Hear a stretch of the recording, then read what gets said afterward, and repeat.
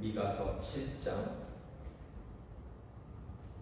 14절부터 20절까지입니다.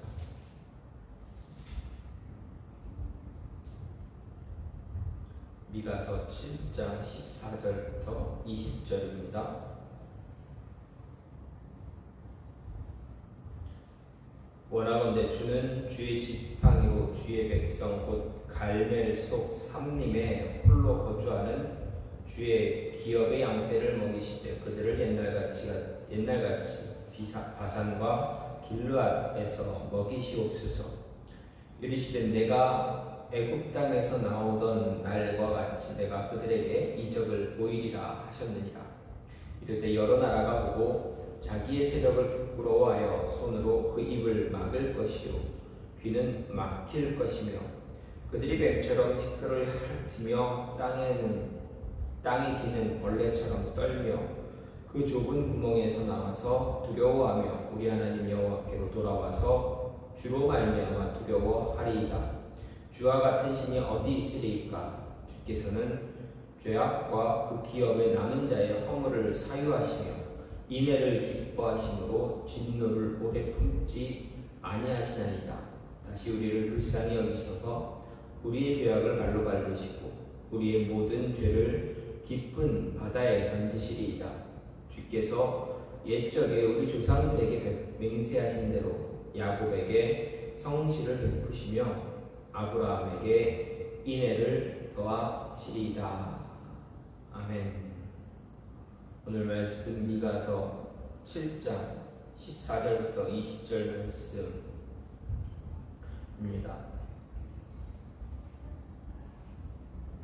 오늘 말씀은 미가 선지자가 예언한 세 편 단편의 예언 가운데 마지막 예언입니다. 그리고 이 선지서 미가서의 마지막 부분이기도 합니다.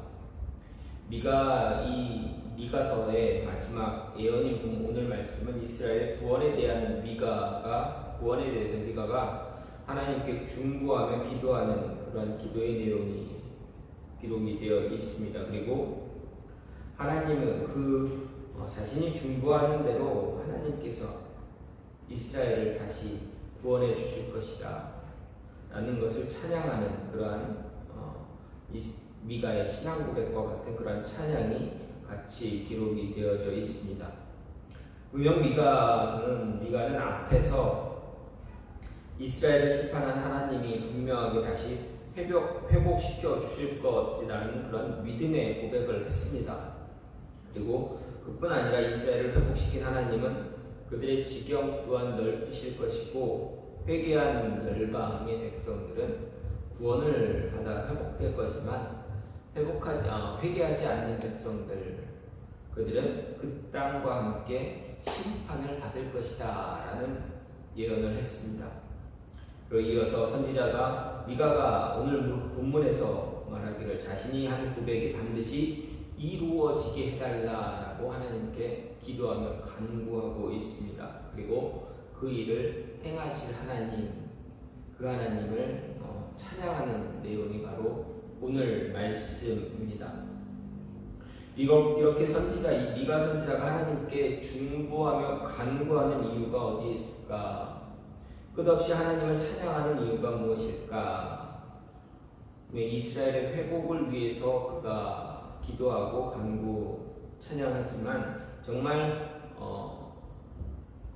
미가 선지자가 이렇게 하나님께 기도하면서 찬양을 하는 그 중심된 주된 이유는 바로 하나님께서 이스라엘 향해서 다시금 이적과 같은 기적과 같은 일들을 베푸실 것이다 라는 것, 그것을 알고 있었기 때문입니다. 분명 미가 선지자는 하나님의 심판에 대해서 예언했습니다. 그리고 그 예언과 함께 하나님께서 회복시키실 것이다 라는 그 내용도, 그 말씀도 같이 전했습니다. 분명히 하나님께서 이스라엘을 향해 다시 회복을 시켜주실 텐데 그 회복의 모습이 어떻게 이루어지느냐, 진행되어지느냐 봤을 때 오늘 말씀을 보면 하나님께서 이스라엘 백성들이 애굽에서 나올 때 그때 그때와 같은 그것과 같은 그런 모습과 같은 이적이 이스라엘 백성들에게 이루어질 것이다, 나타날 것이다 라고 분명히 이야기합니다. 하나님의 말씀이셨다 그가 고백합니다. 그러면 하나님이 왜 이스라엘을 향해서 이런 위대한 기적, 출애굽의 역사와 같은 그 기적을 또다시 베풀어 주시는가? 왜 이스라엘에게만 하나님은 이렇게 위대한, 크고 위대한, 정말 누구도 하지 못하는, 세상의 어떤 다른 신들도 할 수 없는 이러한 커다란 이적들을 이스라엘 백성을 향해서 하고 계시는가? 왜 하나님은 육체적인 이스라엘뿐만 아니라 영적 이스라엘 된 그리스도인들 우리를 향해서 이렇게 이적과 이런 기적과 같은 이런 일들을 행하시는 이유가 무엇일까? 보여주시는 이유가 무엇인가? 분명히 오늘 말씀을 통해서 생각해 볼 수가 있는데, 그것은 먼저 하나님의 사랑이 아직도 임하고 있다. 하나님의 사랑이 아직도 이스라엘에게, 그리고 그리스도인 된 우리들에게 하나님의 사랑이 임하고 있다, 은혜가 있다라는 것을 보여주기 위해서입니다. 그래서 14절 말씀을 보면, 원하건대 주는 주의 지팡이로 주의 백성 곧 갈멜 속 삼림에 홀로 거주하는 주의 기업의 양떼를 먹이시되 그들을 옛날같이 바산과 길르앗에서 먹이시옵소서. 이렇게 미가가 오늘 성경은 말하고 있습니다. 여기서 갈멜 속 삼림에 홀로 거주하는 주의 기업의 양떼, 이 표현은 나라의 멸망과 더불어 지도자를 잃고 뿔뿔이 흩어진 하나님의 백성들을 이야기합니다. 그러니까 만약에 불의의 사고로 목자를 잃게 된 경우 양떼들은 어떻습니까? 이 양떼들은 자신들을 이끄는 목자가 사고로 목숨을 잃게 되면 숲속으로 뿔뿔이 흩어져 도망갑니다. 그리고 어떻게 됩니까? 한꺼번에 무리로 이동하는 것이 아니라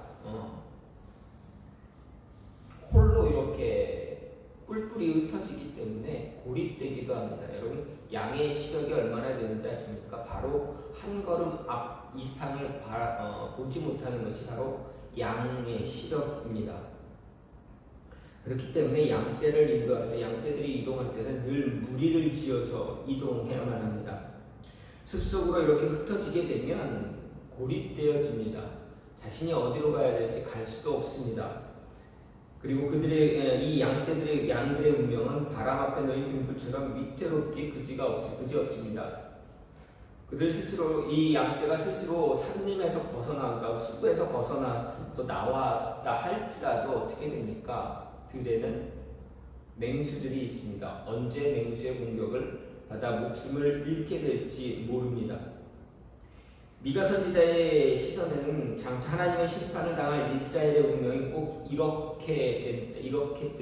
이렇다라고 보고 있는 것입니다. 장차 그들의 목장 곧 나라, 이스라엘의 나라는 맹수와 같은 이방 군대의 침략으로 이제 초토화되고 멸망하게 될 것이고, 또 그들의 목자가 되는 그 왕, 지도자들, 이스라엘의 종교 지도자들, 그리고 나라를 다스리는 이스라엘의 왕, 유다의 왕, 이들은 다 죽음을 당하고, 그리고 백성들은 세계 각지로 뿔뿔이 흩어져 홀로 고립되어 위기와 절망 속에서 살아가게 될 것이다 라는 것을 보게 됩니다.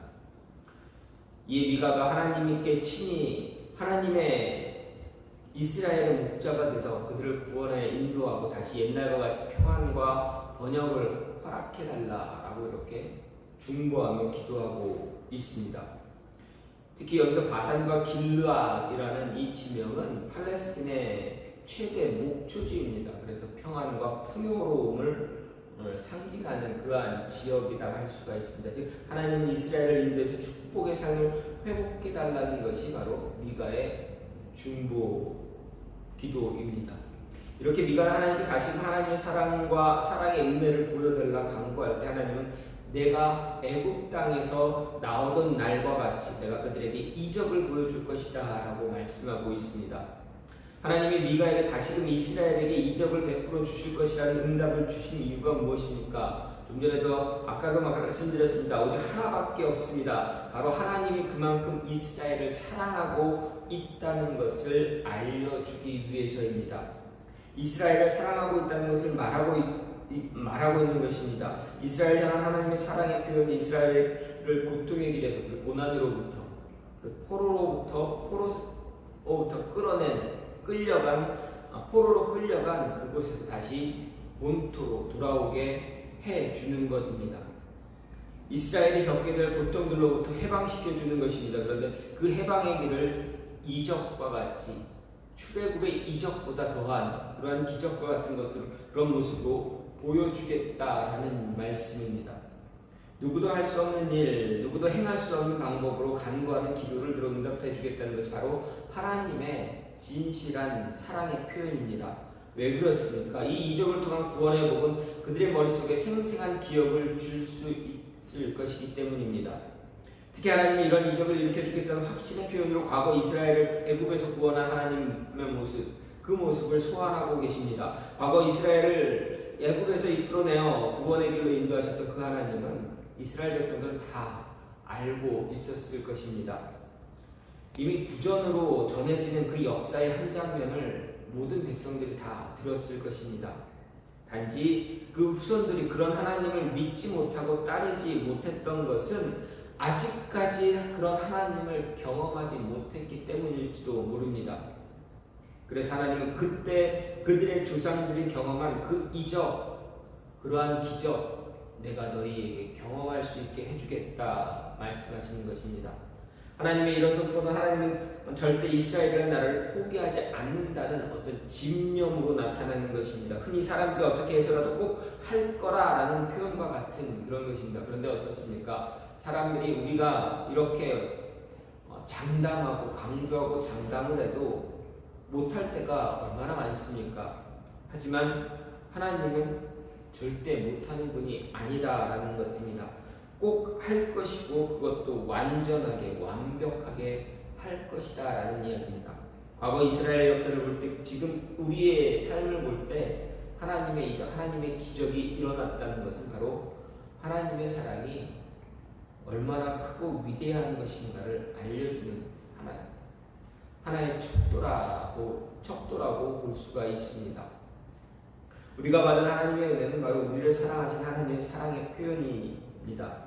필요를 채워주고 때에 따라 늦은 비처럼 이른 비처럼 그 은혜를 채워주신다는 것이 바로 우리를 향한 하나님의 사랑이다라는 이야기입니다. 이렇게 이스라엘의 역사에 그리고 우리의 삶에 이적이 일어난다는 것은 하나님의 은혜가 아직도 임하고 있다는 것을 보여주기 위해서입니다. 하나님의 사랑이 다른 것이 아닌 멀리 있는 것이 아닌 바로 내 앞에 펼쳐지고 있다라는 것을 가르쳐 주기 위해서다라는 것. 우리는 이것을 잊지 말고 하나님의 은혜가 우리에게 임하고 있다면 하나님의 사랑이 아직도 그리고 앞으로도 끝까지 영원히 임할 것이라는 것을 확실하게 믿고 기억해야 합니다. 두 번째로 스스로를 부끄럽게 하기 위해서 하나님은 이러한 위대한 이적을 행하신다는 이야기입니다. 16절 말씀을 보면 여러 나라가 보고 자기의 세력을 부끄러워하여 손으로 그 입을 막을 것이요 귀는 막힐 것이다 라고 이렇게 기록하고 있습니다. 하나님께서 이스라엘 향해 과거에 보여주었던 그러한 이적을 다시 보여주겠다는 약속은 바로 하나님 사랑의 표현인 동시에 그 이적을 바라보는 사람들의 눈을 스스로 부끄럽게 만들게 하기 위해서입니다. 왜 그렇습니까? 15절에서 언급되는 과거 역사를 볼 때 애굽이라는 나라, 당시 누구도 함부로 할 수 없는 그러한 강대국이었습니다. 절대 강대국, 특히 이스라엘에 비해서는 이스라엘 백성에게는 애굽은 절대 강자였습니다. 그런 절대 강자를 향해 하나님은 자신의 백성들을 놓아주라 이야기하셨습니다. 선포하셨습니다. 그러나 어떻게 했습니까? 강대국인 애굽을 다스리는 바로 왕은 어떻게 했습니까? 하나님 명령에 순종했습니까? 아닙니다. 불복종했습니다. 아니 할 수가 없었습니다. 왜 그렇습니까? 지금까지 듣지도 보지도 못한 신이 자신에게 명령한다는 것 자체를 그가 스스로 허락할 수가 없었기 때문입니다. 애굽이라는 나라의 군사력은 당시 최고였기에 싸울 수 있다 믿었기 때문입니다. 그리고 그런 자신감은 바로 그가 믿고 있는 신들, 애굽의 신들, 그런 왕국을 그런 신들이 자신의 왕국을 보호하고 있다고 자신 있게 믿었기 때문입니다. 뿐만 아니라 지금 자신에게 명령 아닌 명령을 내리고 있는 신 누구입니까? 하나님은 자기 발 앞에 놓인 자기 발 앞에 놓인 압제를 압제당하고 있는 이스라엘 사람들, 그들이 믿고 있는 신, 정말 보잘것없는 그러한 신이다라고 생각하고 있기 때문입니다. 아무리 생각해봐도 400년이 넘는 기간 동안 침묵한 신이라면 지금도 아무 힘이 없는 그런 하찮은 보잘것없는 그러한 신이다라고 그가 생각했기 때문입니다. 그런데 막상 경험해보니 어떻습니까? 그렇게 생각했던 이스라엘의 하나님, 그가 어찌할 수 없는, 대적할 수도 없는 그러한 신이었다라는 것입니다. 이스라엘이라는 작고 보잘것없는 그런 민족을 자신의 백성이라 하면서 보여주는 이적들, 도저히 따라할 수도 없는 그런 일들이었습니다. 그리고 그렇게 자신이 믿고 따르던 애굽의 신들이 하나님과 대결할 때 단 한 번도 이기지 못하는, 그래서 철저하게 패하고 있는 그런 모습을 보았습니다. 10가지의 재앙, 이 애굽에 내려진 이 재앙은 어떻게 보면 그냥 재앙으로만 보일 수도 있지만 애굽왕 바로 애굽 사람들이 믿고 있는 그들이 믿는 신들에 대한 대결에서 하나님이 승리하고 있다는 것을 철저하게 보여주는 것입니다. 각 재앙마다 그들이 믿는 신들이 하나님 앞에서 무릎 꿇고 철저하게 패배하고 있다는 것을 보여주고 있습니다. 따라서 이 10가지 재앙이 애굽에 내릴 때 정말 자신이 얼마나 하찮은 존재인가를 깨닫게 되었습니다. 그리고 마지막 대미를 장식한 10번째 재앙인 장자의 죽음, 그리고 홍해 사건을 통해서 애굽 왕 바로는 완전히 하나님 발 아래 무릎을 꿇고 마는 것입니다. 이것뿐만 아닙니다. 이스라엘이 광야를 방황할 때 그들을 괴롭게 했던 민족들 하나님은 모두 심판하셨습니다. 가나안 땅에 있던 모든 신들이 하나님 발 아래 무릎을 꿇게 되었습니다. 하나님이 작정하시면 어떤 신도 하나님의 능력을 대적할 수 없다라는 것을 철저하게 보여주셨습니다. 그리고 이스라엘이라는 작고 열등한 민족을 대적할 수도 없었습니다. 하나님이 이적을 베풀 때마다 상상할 수도 없는 일들이 일어났습니다. 하늘의 태양도 멈췄고 달도 멈췄습니다. 이스라엘이 있는 하나님 앞에서 그들은 자신들이 얼마나 하찮은 존재인가를 확인할 뿐이었습니다. 하나님이 친히 이적을 베풀어 주시는 이유, 이렇게 바로 우리로 하여금, 우리를 대적하는 자들로 하여금 자신들이 얼마나 작고 미련하고 볼품없는 존재인가를 알게 해주기 위해서입니다. 하나님이 우리에게, 저와 여러분에게 이적을 베푸시고 은혜를 베푸시고 사랑을 주시는 그 이유는 우리가 정말 하나님의 사랑, 하나님의 은혜가 없으면 아무것도 아닌 존재다라는 것을 알게 해주시기 위해서다라는 것입니다. 하나님의 능력 앞에서 아무런 힘을 쓸 수 없는 그 모습을 발견함으로 하나님 앞에서 완전하게 무릎을 꿇게 만들기 위해서입니다. 여러분, 하나님의 은혜가 있다면 그 은혜가 그저 받아야만 합니다. 받아들여야 합니다. 그 앞에서 속된 말로 객기 부려봐야 얻을 수 있는 것 아무것도 없습니다. 하나님 은혜에 머리 숙이고 무릎을 꿇는 것이 진정한 모습입니다. 따라서 하나님 앞에서 스스로 위대하다 높이지 말고 스스로 작은 자임을 고백하고 겸손한 모습을 취함으로 더 큰 하나님의 은혜를 경험할 수 있는 자가 되어야 할 것입니다. 마지막으로 하나님이 우리에게 이적을 베푸시는 이유, 이스라엘에게 이적, 기적을 베풀어 주시는 이유는 무엇입니까? 회복시키기 위해서입니다. 회복을 위해서입니다. 그리고 과거를 기억하지 않기 위해서입니다. 하나님께서 우리의 과거를 이스라엘의 과거를 기억하지 않으시기 위해서다라는 말씀입니다. 19절 말씀을 보면 다시 우리를 불쌍히 여기셔서 우리의 죄악을 발로 밟으시고 우리의 모든 죄를 깊은 바다에 던지시리이다 이렇게 말하고 있습니다. 선지자가 고백하는 것처럼 하나님께서 이스라엘 향해 기적을 다시 베풀어 주는 이유는 바로 이스라엘을 회복시켜 줄 뿐만 아니라 그들이 가지고 있는 죄악된 모든 본성을 다시 기억하지 않겠다라는 것입니다. 그렇습니다. 하나님은 자신의 백성을 회복시킬 때는 언제든지 그들의 죄를 더 이상 기억하는 것을 원하지 않으시는 분입니다. 아무리 나쁜 죄를 지어도 하나님이 한번 회복을 선언하셨다면 회복을 향한 걸림돌은 이미 없애기로 작정하셨다는 의미가 됩니다. 과거 지은 죄에 대해 기억하지 않으시겠다는 하나님의 굳은 의지입니다. 그래서 선지자는 우리 모든 죄를 깊은 바다에 던지신다고 말한 것입니다. 여기서 죄를 깊은 바다에 던진다는 것은 더 이상 기억하지 않겠다는 하나님의 의지입니다. 분명 하나님은 이스라엘 향해 하나님의 사랑을 보여주신다고 약속하셨습니다. 이 사랑은 이스라엘에 대해 하나님이 진노를 오래 품지 않을 뿐만 아니라 오늘 본문에 앞에서 이미 선언한 것 같이 이스라엘을 불쌍히 여기신다는 말입니다. 그렇기 때문에 오늘 이 19절에서 그 사랑을 더 확실하게 보여주는 표현으로 그들의 죄를 바다에 던져버려 기억도 나지 않게 하겠다는 이야기입니다.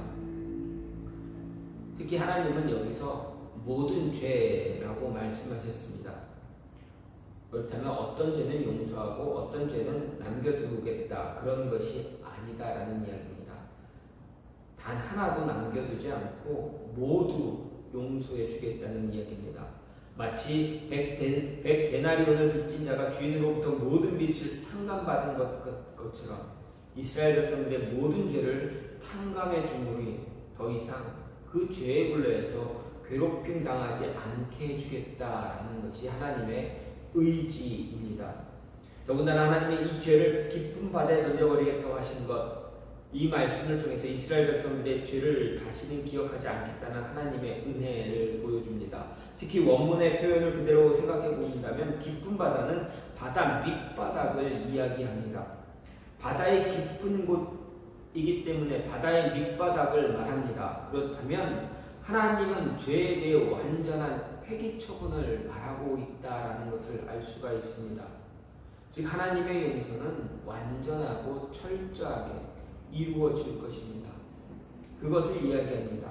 하나님이 이스라엘을 향해 과거와 같은 기적을 다시 행하시겠다는 것, 하고 이렇게 이스라엘의 죄를 더 이상 묻지 않고 완전히 잊어버리고 더 이상 그것으로 이스라엘을 얽매지 않겠다는 말씀입니다. 그래서 우리는 이사야의 표현을 생각해 볼 수가 있습니다. 이사야는 1장 18절에서 여호와께서 말씀하시되 오라 우리가 서로 변론하자 너희의 죄가 주홍 같을지라도 눈과 같이 희어질 것이요 진홍같이 붉을지라도 양털같이 희게 되리라 이렇게 이사야 선지자는 이야기했습니다.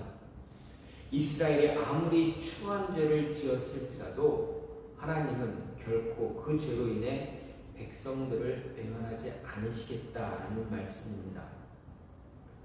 우리의 죄가 아무리 크고 붉고 주홍 같을지라도 우리의 죄를 다 양털처럼 희게 하시겠다. 다 지워버리시겠다. 말씀하시는 기억하지 않겠다라고 말씀하시는 것입니다.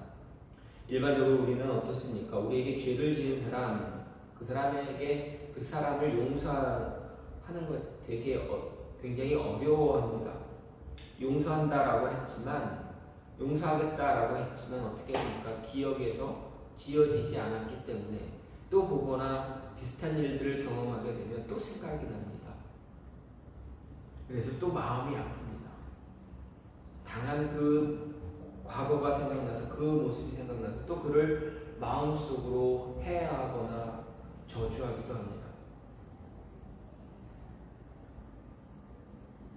하지만 하나님은 어떻습니까? 그렇게 하지 않으시게 그런 분이 아닙니다. 우리처럼 연약한 분이 아닙니다. 그리고 분명하게 우리에게 말씀하셨습니다. 나는 그렇게 하지 않는다 말씀하셨습니다. 한 번 용서하시겠다고 선언하신 그 하나님은 완전한 용서를 보여주셨습니다. 그래서 어떻게 하셨습니까? 자신의 아들 예수 그리스도를 세상에 보내시고 그리고 십자가에 오르게 하셨습니다. 우리의 죄를 위해서 자신의 아들을 십자가에 달려 죽게 하셨다라는 것입니다. 하나님께서 기적을 일으키시는 이유는 바로 이것입니다. 우리로 하여금 하나님 앞에 무릎 꿇게 하기 위해서입니다. 하나님의 사랑 체험하게 하기 위해서입니다. 하나님의 은혜가 얼마나 크고 위대한가를 깨닫게 하기 위해서입니다. 그리고 우리가 하나님 앞에서 얼마나 보잘것없는 존재인지 볼품없는 존재인지 하나님 앞에서 우리 스스로를 드러내거나 교만한 그런 모습 가질 것이 아무것도 없다라는 그런 것을 보여주기 가르쳐 주시기 위해서입니다. 우리 보고 우리에게 더 겸손하고 더 자신을 낮춰서 하나님의 주시는 그 은혜를 받고 누리며 살기를 원하시기 때문입니다. 그리고 우리의 죄를 완전히 없이 하시고 기억조차 하지 않으시겠다라는 것을 보여주기 위해서입니다. 용서하신 하나님의 그 용서가 얼마나 위대하고 큰 것인가를 우리에게 가르쳐 주기 위해서입니다. 그래서 우리는 이러한 하나님의 은혜, 이러한 모습 잊지 말아야 합니다. 여러분의 삶에 하나님의 은혜가 임하고 있음을 체험하십니까? 그렇다면 하나님께서 그 은혜를 주시는 이유는 바로 이러한 이유 때문이다라는 것 잊지 마시고 하나님의 은혜에 더 푹 빠져서 살아갈 수 있는 그런 모습이 있기를 간절히 소망합니다. 이 시간 같이 기도하기를 원합니다. 하나님, 우리가 하나님의 그 은혜에 빠져 머물며 살아갈 수 있는 자들 되게 해달라고. 우리에게 은혜를 주시는 그 이유는 우리로 하여금 하나님의 사랑이 지금도, 과거에도, 지금도, 그리고 미래에도, 앞으로도 계속 진행형일 것이다, 진행형이 된다라는 것을 보여주기 위해서임을 우리가 잊지 않게 해달라고. 늘 기억하게 해달라고. 하나님의 우리를 위해서 우리에게 용서하신 그 용서, 크신 용서를 우리가 기억하게 해달라고. 그리고 우리 스스로를 낮추며 겸손한 자 될 수 있게 해달라고 이 시간같이